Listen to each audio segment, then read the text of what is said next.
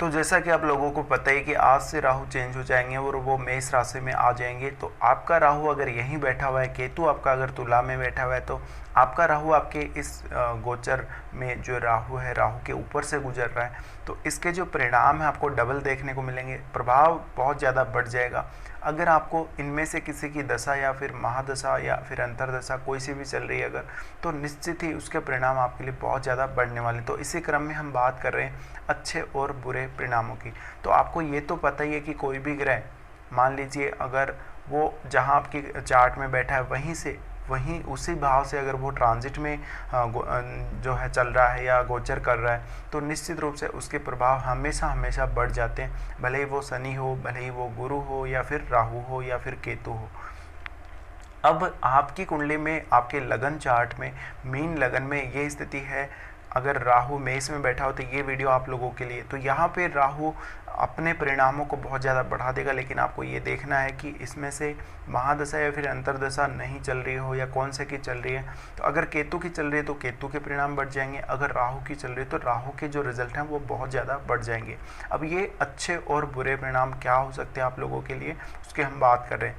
देखिए, सबसे पहले आपको ये देखना होगा कि आपके राहु के ऊपर गुरु की दृष्टि कहीं से पड़ रही हो, जैसे कि मान लीजिए गुरु आपका 10th हाउस में बैठा हो, या फिर आपका जो गुरु है अष्टम में बैठा हो, तो इस प्रकार से वो फिर राहु को देखेगा।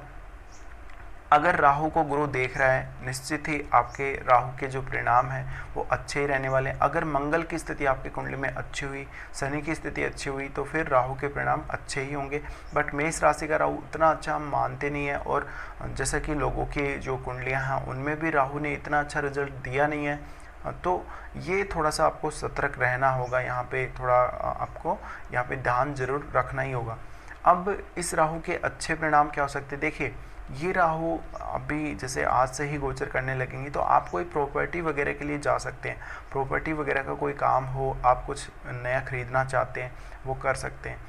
आप अपने जमा धन, जो आपके पास जमा पूंजी पड़ी है, उस पर आपको ज़रूर ध्यान रखना चाहिए, वो कहीं खो ना जाए। और आप अपने धन को बहुत ही ज़्यादा शॉर्टकट तरीके से बढ़ाने की कोशिश करेंगे। आप झूठ बोलेंगे तो आपको नुकसान होगा, अगर आप नॉनवेज का सेवन करेंगे तो आपको नुकसान होगा।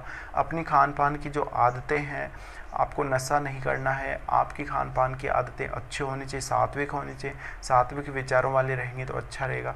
अगर बहुत ज़्यादा झूठ का सहारा लेके अपने धन को बढ़ाना चाहेंगे, या फिर अपनी फैमिली के साथ अच्छे संबंध नहीं रखेंगे, अपनी फैमिली मेम्बर्स और अदर लोगों के साथ भी अगर आप झूठ बोलकर व्यवहार करेंगे तो इसका आपको नुकसान ज़रूर होगा। साथ ही देखिए, ये यहाँ पे मुझे लग रहा है कि धन का थोड़ा बहुत नुकसान भी आपको देखने को मिले इस राहु में, और आपको अपनी वाणी पर यहाँ पर कंट्रोल नहीं रह पाएगा। वाणी पर कंट्रोल नहीं रहने से आप कुछ भी बोल देंगे, जो बोलना नहीं चाहिए वो भी बोल देंगे, गलत सलत बोल देंगे, तो आपको नुकसान ज़रूर हो सकता है। साथ ही ये राहु है तो निश्चित ही खान पान या फिर नशे पर आपको नियंत्रण जरूर ही रखना चाहिए। साथ ही ये जो राहु रहेगा, अगर आप राजनीति से जुड़े हुए, आपके लिए बहुत अच्छा रहेगा। राजनीतिक क्षेत्र में ये आप लोगों को बहुत अच्छी प्रोग्रेस दे सकता है। और अगर आपको राहु फेवर में हुआ तो आपको बहुत सारी इस राहु में प्रॉपर्टी मिल सकती है, धन मिल सकता है, ये धन आपको अचानक मिल सकता है। तो राहु की अगर दृष्टियों की बात करें, सबसे पहले इनकी 6th हाउस पे दृष्टि पड़ेगी, तो आपको शत्रु से फ़ायदा होगा, आपको अपने साथ वालों से फ़ायदा होगा, आपको अपने जॉब से, अपने कार्य से बहुत ज़्यादा फ़ायदा होगा। अपने कार्य पर आपको ज़रूर फोकस अवश्य ही करना चाहिए। साथ में देखिए, कोई शत्रु है तो शत्रु को आप पराजित करेंगे। कोई मुकदमा वगैरह चल रहा है, कोई केस मुकदमे में आप कहीं फंसे हुए हैं बहुत लंबे समय से, तो वो निपट सकता है। इसके अलावा अपने रूटीन को भी आपको अवश्य ध्यान रखना होगा। अगर आपका रूटीन सही नहीं है तो इन 18 महीनों में अपने रूटीन पर फोकस कीजिए, अच्छे से काम कीजिए, रेगुलर काम कीजिए, आपको सक्सेस अवश्य मिलेगी। साथ ही राहु की जो अगली दृष्टि पड़े, अष्टम पे पड़ रही है, तो अष्टम पर पड़ने से अचानक धन की प्राप्ति होना। अष्टम भाव में वैसे भी केतु हैं, तो निश्चित ही आपको अचानक जो कि घटनाएं होने वाली अष्टम भाव से रिलेटेड वो होंगी। साथ ही आपको ये ध्यान रखना है कि कोई आपके चोट ना लगे, कोई एक्सीडेंट ना हो, दुर्घटना ना हो, कहीं ऊंचे स्थान से गिरने से कोई आपको नुकसान ना पहुंचे। इसके साथ ही देखिए, थोड़े से जो संबंध हैं आपके इन लॉज से, वो थोड़े ख़राब रह सकते हैं। अगला यहाँ पे मैरिड हैं ऑलरेडी, तो थोड़ी सी यहाँ पे दिक्कत आ सकती है। साथ ही आपको अचानक यहाँ पे धन भी मिल सकता है। अब अगर हम देखें तो राहु की जो अगली दृष्टि पड़ी वो 10th हाउस पर पड़ रही है, तो जॉब इस महीने से ही आपका चेंज होने की संभावना बन जाएगी। और वैसे भी आपका जो गुरु है फिलहाल अच्छी स्थिति में है लगभग 1 साल तक, तो जॉब में कोई बड़ा परिवर्तन आप देख सकते हैं राहु के इस गोचर में। और ये परिवर्तन आपके लाइफ में आगे तक बने रहेगा, काफ़ी लंबे समय तक बना रहेगा। तो यहाँ पर राजनीतिक क्षेत्र में जितने भी लोग काम कर रहे हैं, राजनीति से जुड़ के समाज सेवा का जो लोग काम कर रहे हैं, उनके लिए ये राहु बहुत ज़्यादा फेवर करेगा। या फिर आप मान लीजिए कोई मल्टीनेशनल कंपनी में काम कर रहे हैं, या फिर आप ऐसा काम कर रहे हैं जहाँ पे ज़्यादातर आप लोगों के साथ फॉरेनर्स ही होते हैं, काम जहाँ आप करते हैं वहाँ पे, तो आप लोगों को बहुत ज़्यादा फेवरेबल देखने को मिलेगा। लेकिन अगर इस राहु के परिणाम आप लोगों के लिए अच्छे नहीं हुए तो जॉब में बहुत ज़्यादा जो स्टेबिलिटी है वो नहीं रहने वाली, जॉब आपकी बार बार छूटेगी, आपकी जॉब लगे ही ना ऐसी स्थिति भी बन सकती है।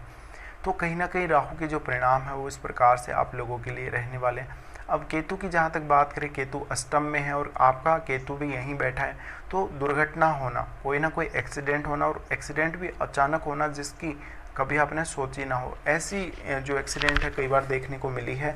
तो ये सब आपको ध्यान अवश्य रखना है। अगर आप बाइक वगैरह चलाते हैं, अपना खुद का कोई भी वाहन अगर आप ड्राइव करते हैं, तो आपको सावधानी जरूर रखनी चाहिए। साथ में ये जो केतु है आपको अकल्ट में, काला जादू वगैरह ऐसी जो अकल्ट की विद्याएं हैं उनमें बहुत ज़्यादा लेकर जाएगा। अगर केतु की महादशा या फिर अंतर्दशा फिलहाल आपको चल रही हो तो ये परिणाम अवश्य देखने को मिलेंगे और आप इन कार्यों से धन भी अर्जित कर सकते हैं। बट अगर आप किसी का बेवजह फ़ायदा उठाने की कोशिश करेंगे तो यहाँ पर आपको बहुत बुरा परिणाम देखने को मिल सकता है।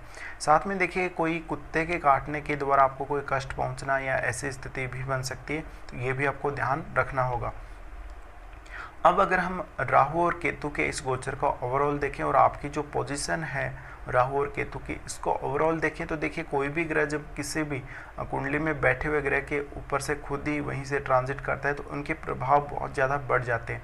अब अगर आपके चार्ट में चंद्रमा इन ग्रहों से प्रभावित हो रहा हो, इनके एस्पेक्ट में आ रहा हो, इनके साथ बैठा हो, जैसे कि मान लीजिए मेष राशि में यहीं चंद्रमा बैठा है, यहीं राहु बैठा है, या फिर केतु के साथ यहीं चंद्रमा बैठा है, तो आपको डिसीजन लेने में काफ़ी ज़्यादा दिक्कत आएगी। आपको अपनी संतान से रिलेटेड दिक्कत आएगी, एजुकेशन से रिलेटेड दिक्कत आएगी, और मन में जो भ्रम की स्थिति वो बहुत ज़्यादा बार क्रिएट होगी।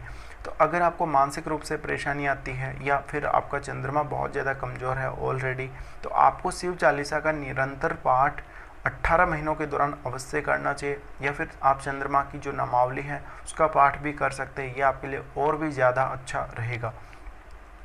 तो राहु और केतु को हम किस प्रकार से देखें, यहाँ पे देखिए राहु और केतु का एक अलग ही रोल इस बार रहने वाला है। पहले आपका राहु तीसरे घर में था अभी तक, और अब वो सेकंड में आया, तो निश्चित रूप से आप लोगों को ध्यान रखना ही होगा। इस राहु से आपको विशेषकर अवेयर रहना होगा कि किसी भी प्रकार का आपको कम से कम नुकसान ना हो। तो फिलहाल इस वीडियो को देखने के लिए आप लोगों का धन्यवाद।